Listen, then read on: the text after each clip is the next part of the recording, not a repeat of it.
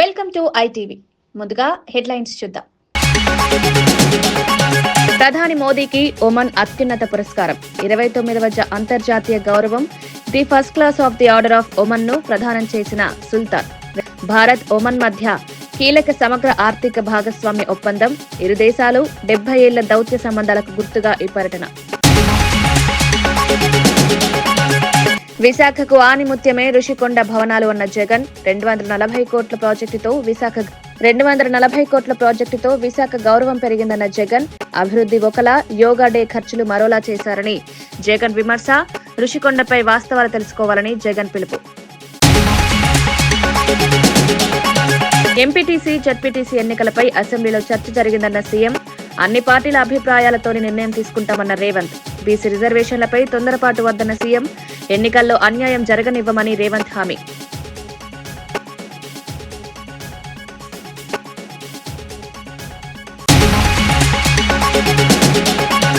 Party ఫిరాయింపులపై KTR fire. Speaker కు కనిపించడం లేదా, విడిపించడం లేదా అన్న కేటీఆర్. కాంగ్రెస్ లో చేరితే ఫిరాయింపు కాదా అని కేటీఆర్ ప్రశ్న. ప్రజాస్వామ్యంపై కాంగ్రెస్ దాడి చేసిందని కేటీఆర్ ఆరోపణ. పార్టీ ఫిరాయింపులపై సమాన న్యాయం కావాలని కేటీఆర్ డిమాండ్. జగన్ పై మంత్రి సత్యకుమార్ వ్యాఖ్యలు. ముందు జైలుకు వెళ్లకుండా చూసుకోని జగన్ కు మంత్రి సలహా. పరామర్శలు కాదు, ప్రజల పనులు కావాలన్న సత్యకుమార్. జగన్ బెదిరింపులు ఇక పనిచేయవని మంత్రి వ్యాఖ్య.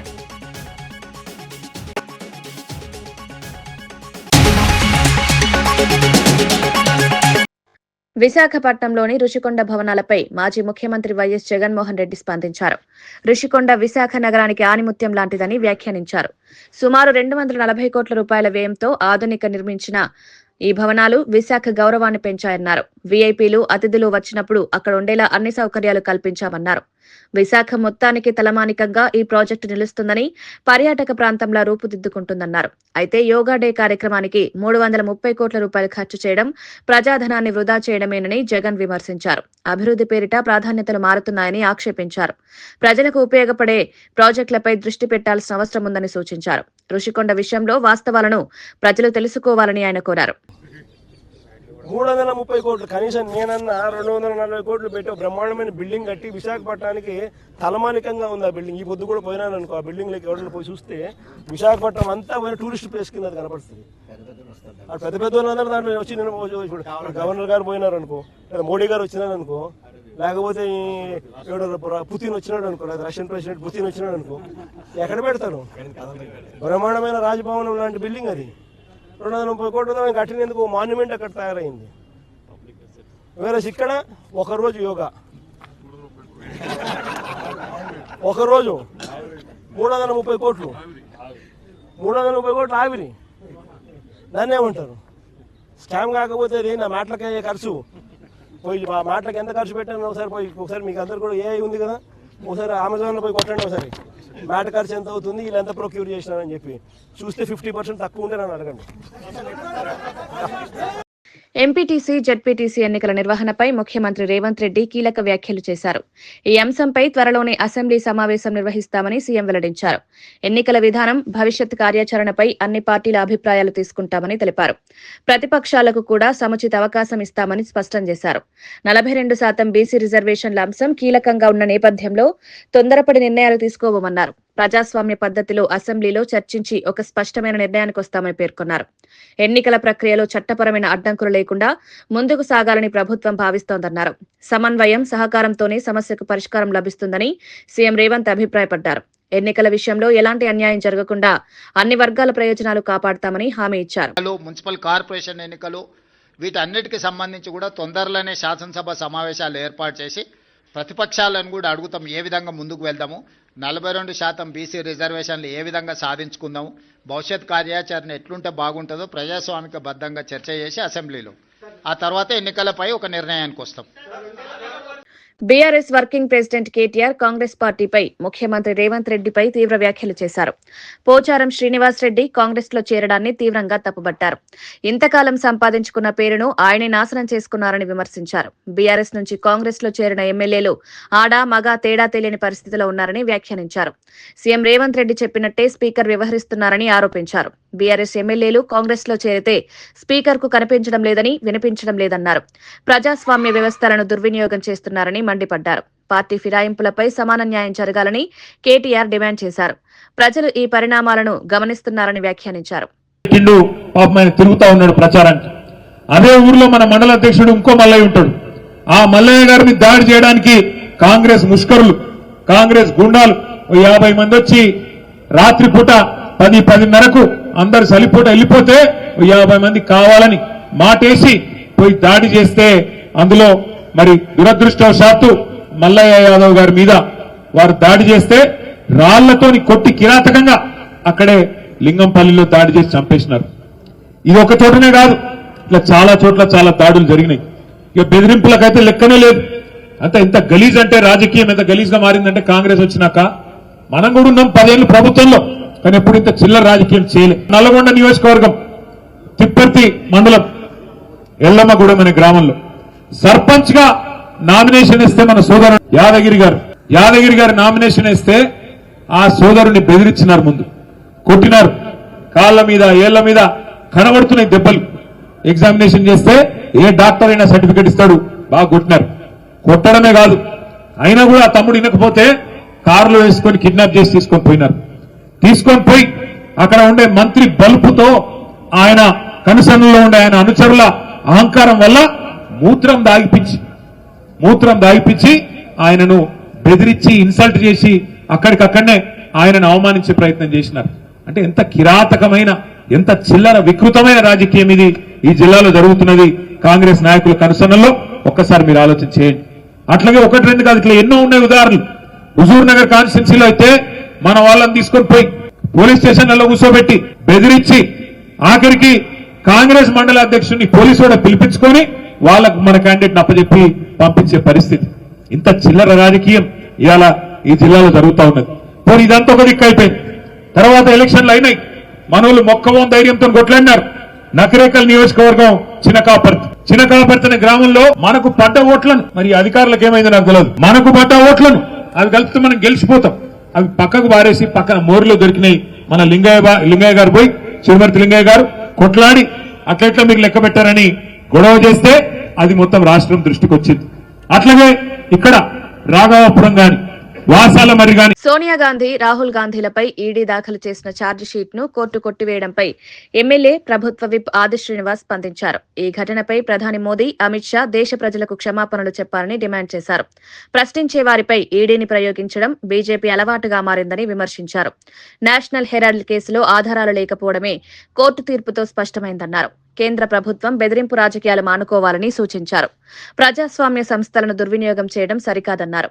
మోదీ ప్రభుత్వానికి రోజులు దగ్గరలోనే ముగియబోతున్నాయని వ్యాఖ్యానించారు. రాజకీయ ప్రత్యర్థులను భయపెట్టే ప్రయత్నాలు ఇక పనిచేయవన్నారు. ప్రజలు నిజాలను అర్థం చేసుకుంటున్నారని ఆది శ్రీనివాస్ స్పష్టం చేశారు.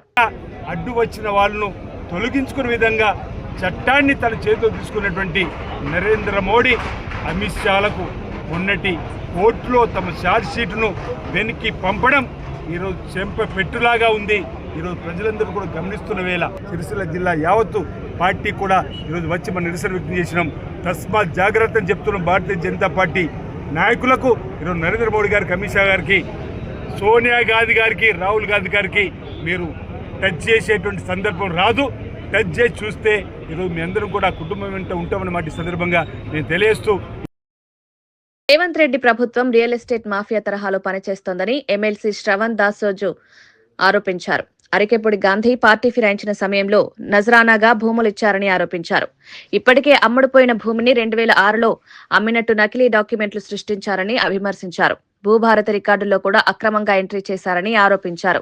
భవిష్యత్ తరాలకు చెందాల్సిన భూములను వ్యక్తిగత లాభాల కోసం దోచుకుంటున్నారని మండిపడ్డారు. ప్రభుత్వ చర్యలు ప్రజల నమ్మకాన్ని దెబ్బతీస్తున్నాయన్నారు.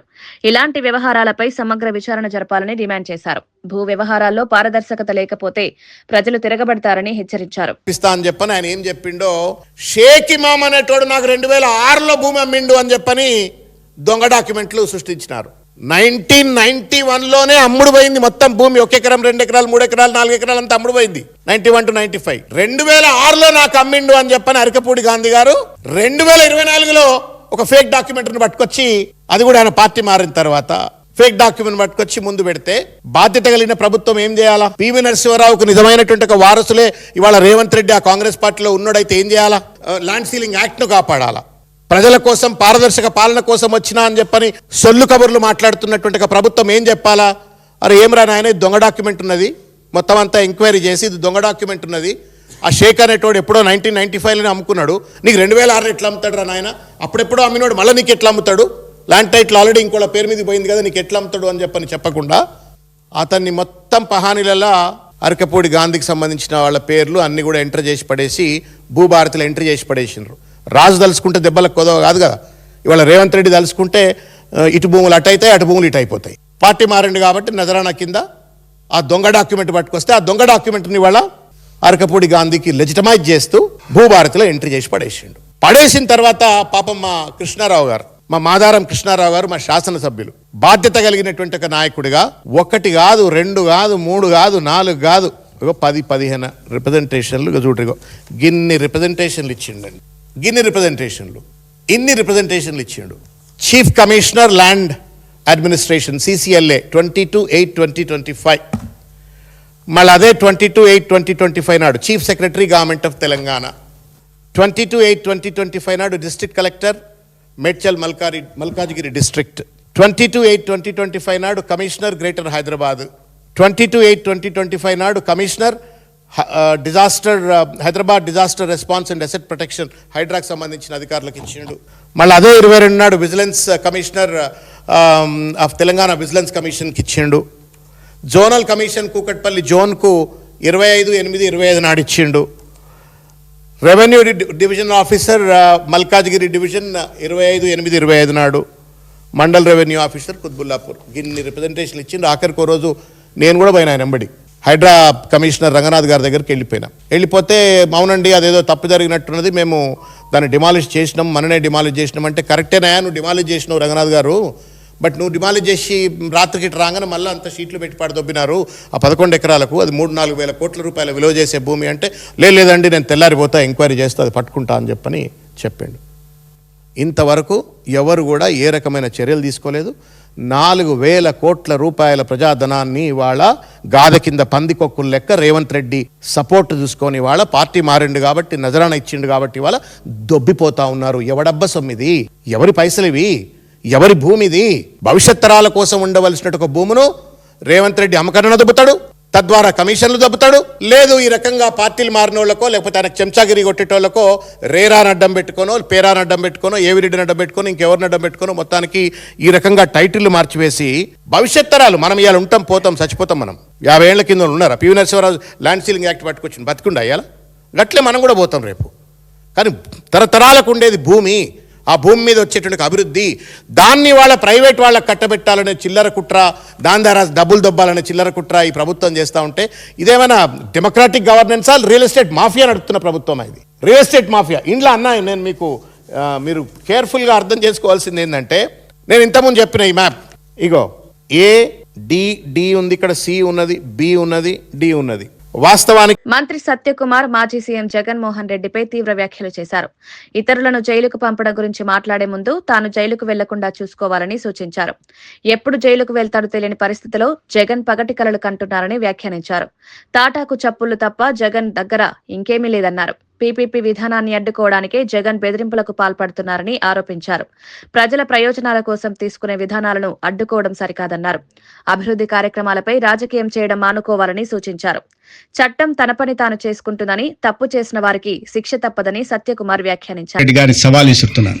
దీన్ని తయారు చేసింది మేము, అధికార పార్టీ. మీకు చేతనైతే ఈ విషయంలో చిన్న చిన్న విషయాలకి సిబిఐ విచారణ అడుగుతున్నారు కదా, సిబిఐ మీద చాలా గౌరవం ఉన్నట్టుగా ఈ విషయంలో సిబిఐ విచారణ కోరండి. న్యాయస్థానాల మాధ్యమంగా సంబంధిత శాఖ మంత్రిని నన్ను జైలు ధైర్యం ఉంటే పంపండి.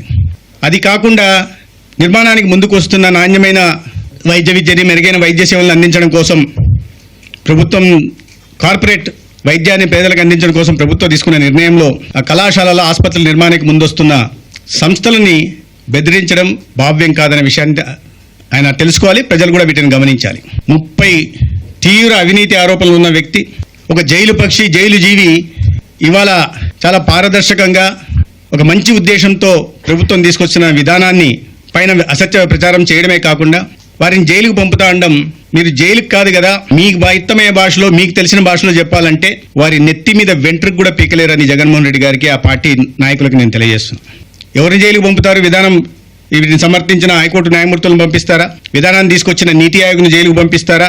లేదా ఈ విధానాన్ని తీసుకొచ్చిన ఎన్డీఏ విధానాన్ని తీసుకొచ్చిన ఎన్డీఏ ప్రభుత్వ అధినేత నరేంద్ర మోడీ గారిని కూడా మీరు జైలుకు పంపిస్తారా? ఇటువంటి అహంకారిత పూరిత మాటలు మాట్లాడడం కారణంగానే, ప్రతి ఒక్కరిని బెదిరింపులకు పాల్పడడం కారణంగానే తను అత్యంత దారుణమైన అవమానకర రీతిలో ఓడిపోయినన్న విషయాన్ని కూడా జగన్మోహన్ రెడ్డి గుర్తుపెట్టుకోవాలి. చంద్రబాబు నాయుడు గారి నాయకత్వంలో ఈ రాష్ట్రంలో వైద్య రంగం పటిష్టమవుతోంది. మరింత విస్తృతంగా మెరుగైన వైద్య సేవలు పేద విద్యార్థులకి గతంలో వాళ్ళు చెప్పిన దానికన్నా 210 కాలేజీలు పూర్తయిపోతే 220 సీట్లు అదనంగా పేద విద్యార్థులకు అందుబాటులోకి వస్తాయి. కార్పొరేట్లో 75% పడకలతో మెరుగైన వైద్య సేవలు అందుతాయి. అది ఇష్టం లేని జగన్మోహన్ రెడ్డి ఇటువంటి కుట్రపూరితంగా చర్యలకు పాల్పడుతూ ఈ బెదిరింపు ధోరణులకు పాల్పడుతున్నారు. మరి వీటిని పీపీపీ మోడల్లో ఇవ్వడం తప్పైతే మీరు కట్టబెట్టారు కదా 104, 108 7 సంవత్సరాల పాటు ఒకటేసారి దాదాపు 2000 కోట్లు ఎటువంటి పారదర్శకత లేకుండా అరబిందో కట్టబెట్టారు. అది పీపీపీ మోడ్లో కాదా? ఇవాళ ప్రైవేట్ ఆసుపత్రుల్లో ఆరోగ్యశ్రీ కింద అందుతున్న వైద్య సేవలు పీపీపీ మోడ్లో కాదా? 104, 108 సేవలను కూడా ప్రైవేటీకరణ ఒప్పుకుంటారా? అనేక రకాల ఆసుపత్రుల్లో అందుతున్న క్యాథలాబ్ కానీ ఇతరత్ర డయాగ్నోస్టిక్ వీటిని కానీ మీరు ఒప్పుకుంటారా? చెప్పాల్సింది. భద్రాద్రి కొత్తగూడెం జిల్లా ఇల్లందులో జనజాగృతి అధ్యక్షురాలు కల్వకుంట్ల కవిత జనంబాట కార్యక్రమంలో పాల్గొన్నారు. పంచాయతీ ఎన్నికల్లో సీట్ల లెక్కలు చెప్పుకోవడం కంటే ప్రజల బాగోగులు ముఖ్యమన్నారు. హజ్రత్ నాగోల్ మీరా దర్గాలో పూజలు నిర్వహించిన కవిత ప్రజలతో నేరుగా మాట్లాడారు. జిల్లాలో అనేక సమస్యలు తమ దృష్టికి వస్తున్నాయని తెలిపారు. వాటిని అధికారుల ప్రభుత్వ దృష్టికి తీసుకువెళ్లి పరిష్కరించేందుకు కృషి చేస్తున్నామన్నారు. కాంగ్రెస్ ప్రభుత్వం ఇచ్చిన 6 గ్యారంటీలను విస్మరించిందని ఆరోపించారు. పెన్షన్లు పెంచకపోవడం పేదలకు అన్యాయమన్నారు. ప్రజల సమస్యలపై నిరంతరం పోరాడతామని కవిత స్పష్టం చేశారు. ఏదైతే గుర్తుతో జరుగుతాయో ఎన్నికలు, ఎంపీటీసీ, జెడ్పీటీసీ ఎన్నికలు జరుగుతాయో అవి పార్టీ బలాబలాలను నిర్దేశించేటట్టుగా ఉంటాయి. కానీ గ్రామ పంచాయతీ ఎన్నికలు అనేటటువంటి ఎప్పుడూ కూడా సరైనటువంటి మెజర్ కాదు. అయినప్పటికీ అధికార పక్షం ఒక పక్క, విపక్షం ఒక పక్క, ఇద్దరు కూడా మాకొచ్చాయి అని ఎగురుతున్న పరిస్థితి కనబడుతుంది. అల్టిమేట్గా నేను కోరేది ఒకటి, ఇన్ని రోజులు గ్రామాల్లో అభివృద్ధి ఎందుకు లేదంటే సర్పంచులు లేరు అన్నారు. ఇప్పుడు సర్పంచులు వచ్చారు. ఇప్పుడు అభివృద్ధి జరగకపోతే ప్రజలు తిరగబడే రోజు వచ్చింది. ఎందుకంటే ఆల్రెడీ 2 years అయిపోయింది. నిధులు లేవు, ఊర్లలో కనీసం మోరులు సాఫ్ చేసే వాళ్ళు లేరు, నల్లాలో నీళ్ళు రాకపోతే పట్టించుకునే వాళ్ళు లేరు. కాబట్టి ఇప్పుడు సర్పంచులు వచ్చాకన్నా ఆ మౌలిక వసతులు ప్రభుత్వం ఊర్లలో కల్పించాలని చెప్పి నేను డిమాండ్ చేస్తున్నాను. గ్రామ పంచాయతీ ఎన్నికల్లో బీఆర్ఎస్ విజయాలపై మాజీ మంత్రి జగదీష్ రెడ్డి స్పందించారు. కాంగ్రెస్ పార్టీతో మాత్రమే కాకుండా పోలీసులు, అధికారులు కలిసి అడ్డుపడ్డ బీఆర్ఎస్ అభ్యర్థుల విజయాన్ని ఆపలేకపోయారన్నారు. ప్రతి ఊర్లో, ప్రతి హృదయంలో కేసీఆర్ ఉన్నారని ఈ ఎన్నికలు నిరూపించాయని వ్యాఖ్యానించారు. ప్రజలు బీఆర్ఎస్ పాలనను ఇంకా గుర్తుపెట్టుకున్నారని చెప్పారు. అధికార యంత్రాంగం ఒత్తిడిలో పెట్టినా ప్రజల తీర్పు మారలేదన్నారు. కేసీఆర్ నాయకత్వంపై ప్రజల్లో విశ్వాసం చెక్కుచెదరలేదని పేర్కొన్నారు. ఈ ఫలితాలు భవిష్యత్ రాజకీయాలకు దిశానిర్దేశం చేస్తున్నాయన్నారు. ప్రజాస్వామ్యంలో చివరి మాట ప్రజలదేనని మరోసారి రుజువైందన్నారు. ఓట్ల లెక్కింపు రోజుకు వచ్చినప్పటికీ అది కూడా బయటపడ్డది. అనేక చోట్ల మనం గెలిచిన సర్పంచుల ఓట్లను తీసి బయట వేయడం, ఓట్లు తక్కువ లెక్క పెట్టడం, మనమే 2, 3, 4 మెజారిటీ వచ్చిన కాడ వాటిని కింద పడేసి వాళ్ళు ఎక్కువ వచ్చిందని చెప్పడం, ఒకటి ఎక్కువ వచ్చిందని చెప్పడం, రీకౌంటింగ్ వచ్చేది లేదు, మీరు ప్రకటిస్తే మర్యాద, లేకపోతే మాత్రం నేను అంత చూస్తాం. ఇక్కడి నుంచి అధికారులకు కూడా పోనివ్వము అని చెప్పి వార్నింగ్ ఇచ్చి నేను రాత్రి 12 దాకా నేను కూడా మాట్లాడిన తర్వాత చచ్చుకుంటూ రికౌంటింగ్ లేదేం లేదని చెప్పి మళ్ళీ ప్రకటించి పంపారు. ఇటువంటి దుర్మార్గాలు 1 కావు 2 కావు. ఇక్కడ కూడా మోరీల మండలం రాఘాపూర్ విలేజ్ లో కూడా ఇదే పద్ధతిలో మనం 11 ఓట్లతో మనం గెలిస్తే ఆ తర్వాత వాళ్ళు ముందు ప్రకటించి మళ్ళీ రీకౌంటింగ్ అని పెట్టి 3 ఓట్లతో వాడు గెలిచిందని చెప్పి ప్రకటించారు. అది ఎక్కడి పోదు, అది కూడా వస్తుంది. సునీత చెప్పినట్టు వాసలమరి లాంటివి మన ఉమ్మడి నల్గొండ జిల్లాలో దాదాపు 30 గ్రామాలలో ఉన్నవి. ఒక వాసలమరి కాదు, అన్నిట్లో కేసులు వేస్తున్నాం. ప్రతి దాంట్లో కూడా మళ్ళీ ఆ 30 మంది మన వాళ్ళే గెలిచి వస్తారు. రాఘవపూర్తో సహా, వాసాలమరి రాఘవపూర్తో సహా 30కి 30 మంది మన వాళ్ళే గెలుస్తారు. ఒకప్పుడు మనం అధికారంలో ఉన్నాడు కేసీఆర్ గారు ఒకటే చెప్పిండు, మనకు గ్రామాలలో ఘర్షణలు కానివద్దు, పోలీసులు వాడే అవసరం మనకు అసలే రావద్దు, గ్రామాలు శాంతియుతంగా ఉంటేనే అభివృద్ధి జరుగుతుంది, అభివృద్ధి మీద చర్చ జరుగుతుంది, లేదా కొట్లాటలు ఉంటే నాశనం అవుతుంది. ప్రత్యేకించి మీ ఉమ్మడి నల్గొండ జిల్లా 60 ఏళ్లుగా తన్నుకొని చచ్చిండు. ఏ ఊరి పోయినా 4 గోరీలు ఎదురైతే తప్ప అభివృద్ధి కార్యక్రమాలు అసలు అడ్రస్ కనపడవు. ఏ పరిస్థితిలో మీరు జరగనియొద్దని చెప్తే సార్ చెప్పిన పద్ధతుల్లో ఎక్కడ కూడా ఒక చిన్న చెంపదెబ్బ కొట్టనియలే, ఒక పోలీస్ కేసు పెట్టలే మనం 10 ఏళ్లలో. కానీ ఇవాళ ఈ ప్రభుత్వం వచ్చి 2 సంవత్సరాలుగా చేస్తున్న పని ఒకే డిపార్ట్మెంట్ పనిచేస్తుంది, అది పోలీస్ డిపార్ట్మెంట్. మన ప్రభుత్వంలో అసలు ఏం పనిలేని డిపార్ట్మెంట్ అంటే పోలీస్ డిపార్ట్మెంట్ ఉండే.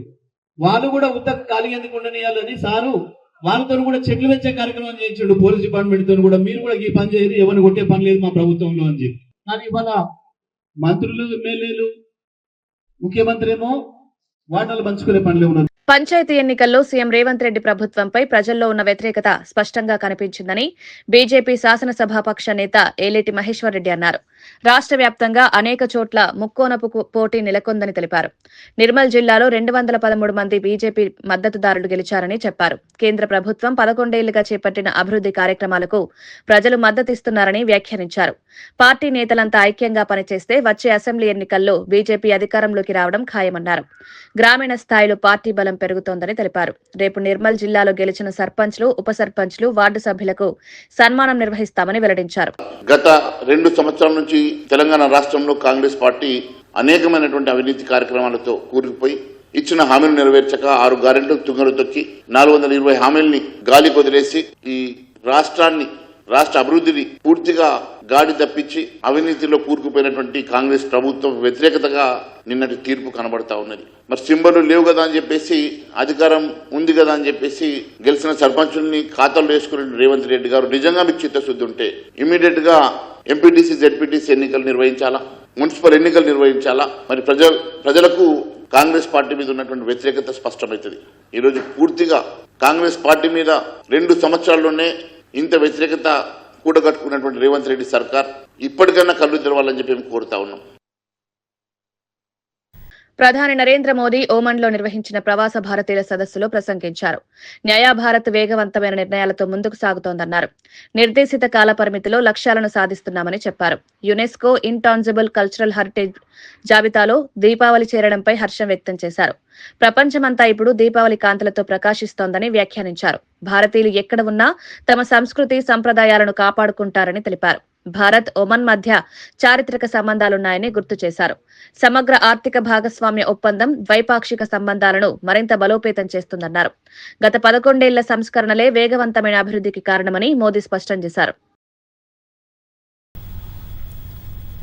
शायद पता होगा, यूनेस्को ने दिवाली को इंटेजिबल कल्चरल हेरिटेज ऑफ ह्यूमैनिटी में शामिल किया है.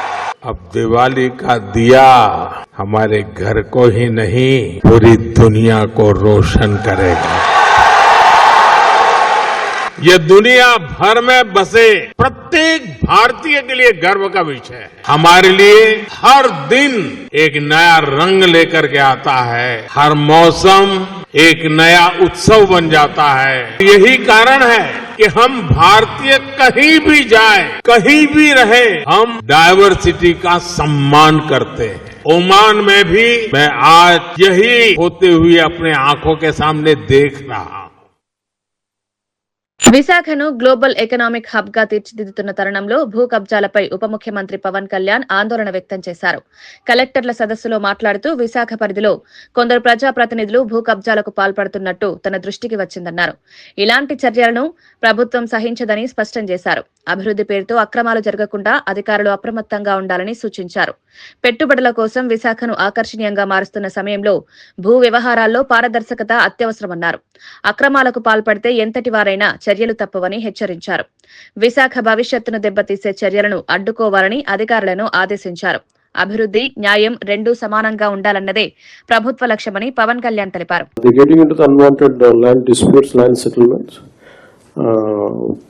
బాగా అనిపిస్తుంటే officials are not able to act fairly on that. అదొక ఫోన్గా ఎస్పెషల్ వైజాగ్, విశాఖపట్నం జోన్లో ఇవి ఎక్కువ జరుగుతూ ఉన్నాయి సార్. అది మిగతా చోట్ల కానీ ఇది డెవలప్మెంట్ లేదు. కొంచెం ఒక ఫోన్గా మీరు ఒక డైరెక్షన్ ఇవ్వండి సార్, ఒక డైరెక్ట్ ఇవ్వాలి మీరు దీనికి సంబంధించి, ఇస్తే బాగుంటుంది sir.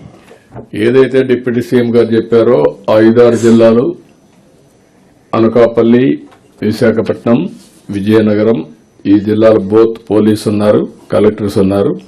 It is your responsibility. ఎక్కడ ల్యాండ్ గ్రాబింగ్ కానీ, మ్యానిపులేషన్ కానీ, ఇంటర్ఫిరెన్స్ కానీ ఉండడానికి వీల్లేదు. Be firm, be ruthless. ఒకవేళ ఏ కంప్లైంట్ వచ్చినా we're not going to spare it. ఎవరైనా సరే, దట్ ఈస్ ది మ్యాండేట్. మీరు క్లియర్గా ఉండండి. పాత రికార్డ్స్ కూడా మేము వెరిఫై చేస్తాం. ఎవరు తప్పు చేసినా కూడా ఎవరిని వదిలిపెట్టే సమస్య ఉండదు. ఉపాధి హామీ పథకం స్థానంలో కేంద్ర ప్రభుత్వం తీసుకువచ్చిన Viksit Bharat guarantee for Rozgar and Ajeevika mission Gramin బిల్లుపై విపక్షాలు రాద్ధాంతం చేస్తున్నాయని బీజేపీ అధికార ప్రతినిధి యామిని శర్మ విమర్శించారు. ఈ బిల్లును అభివృద్ధికి వ్యతిరేకంగా చిత్రీకరించడం సరైంది కాదన్నారు. గ్రామీణ ఉపాధి అవకాశాలను మరింత విస్తరించడమే ఈ బిల్లు ప్రధాన లక్ష్యమని తెలిపారు. ఉపాధి కల్పనతో పాటు జీవనోపాధి నైపుణ్యాల అభివృద్ధికి ఈ మిషన్ ఉపయోగపడుతుందన్నారు. గ్రామీణ యువతకు శిక్షణ, స్వయం ఉపాధి అవకాశాలు, చిన్న పరిశ్రమలకు ప్రోత్సాహం వంటి అంశాలు ఇందులో ఉన్నాయన్నారు. పాత పథకాల పరిమితులను అధిగమించి దీర్ఘకాలిక ఉపాధి అవకాశాలు సృష్టించాలన్నదే కేంద్ర ప్రభుత్వ ఉద్దేశమని వివరించారు. చాలా బెస్ట్ ఎగ్జాంపుల్ ఈ రోజు జరుగుతున్నటువంటిదే. ఆయనున్న 5 సంవత్సరాల్లో కేంద్ర ప్రభుత్వం సహకారం చేసి నిధులు ఇచ్చినా కూడా పూర్తి చేయాలన్నటువంటి మెడికల్ కాలేజీల్ని ఇప్పుడు మా కూటమి ప్రభుత్వము చాలా పకడ్బందీగా వరల్డ్ క్లాస్ ఇన్ఫ్రాస్ట్రక్చర్ తో ది బెస్ట్ ఫ్యాకల్టీని తీసుకొచ్చి పేద వైద్య విద్యార్థులకి అలాగే పేద ప్రజలకి మరింత మెరుగైనటువంటి వైద్యము విద్యను అందించాలని చూస్తుంటే ఈ రోజు కోటి సంతకాలట గవర్నర్ కలవబోతున్నారట. తల్లి కాంగ్రెస్ పిల్ల కాంగ్రెస్ పనులన్నీ ఇలానే ఉంటాయి. వార్తలు ముగించే ముందు ముఖ్యాంశాలు మరోసారి. ప్రధాని మోదీకి ఒమన్ అత్యున్నత పురస్కారం, 29వ అంతర్జాతీయ గౌరవం the first class of the order of Oman ను ప్రదానం చేసిన సుల్తాన్. భారత్ ఒమన్ మధ్య కీలక సమగ్ర ఆర్థిక భాగస్వామ్య ఒప్పందం. ఇరు దేశాలు 70 ఏళ్ల దౌత్య సంబంధాలకు గుర్తుగా ఈ పర్యటన. విశాఖకు ఆనిముత్యమే రుషికొండ భవనాలు అన్న జగన్. 240 కోట్ల ప్రాజెక్టుతో విశాఖ గౌరవం పెరిగిందన్న జగన్. అభివృద్ధి ఒకలా, యోగా డే ఖర్చులు మరోలా చేశారని జగన్ విమర్శ. రుషికొండపై వాస్తవాలు తెలుసుకోవాలని జగన్ పిలుపు. ఎంపీటీసీ, జడ్పీటీసీ ఎన్నికలపై అసెంబ్లీలో చర్చ జరిగిందన్న సీఎం. అన్ని పార్టీల అభిప్రాయాలతోనే నిర్ణయం తీసుకుంటామన్న రేవంత్. బీసీ రిజర్వేషన్లపై తొందరపాటు వద్దన్న సీఎం. ఎన్నికల్లో అన్యాయం జరగనివ్వమని రేవంత్ హామీ.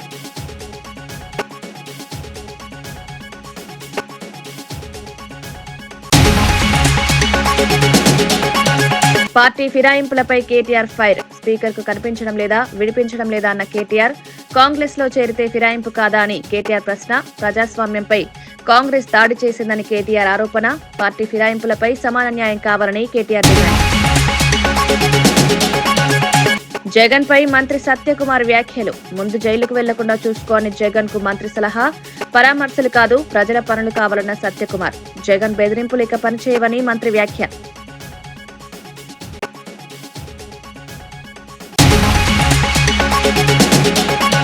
ఇవి ఈనాటి వార్తా విశేషాలు. మరో బులెటిన్లో మళ్ళీ కలుద్దాం. నమస్కారం.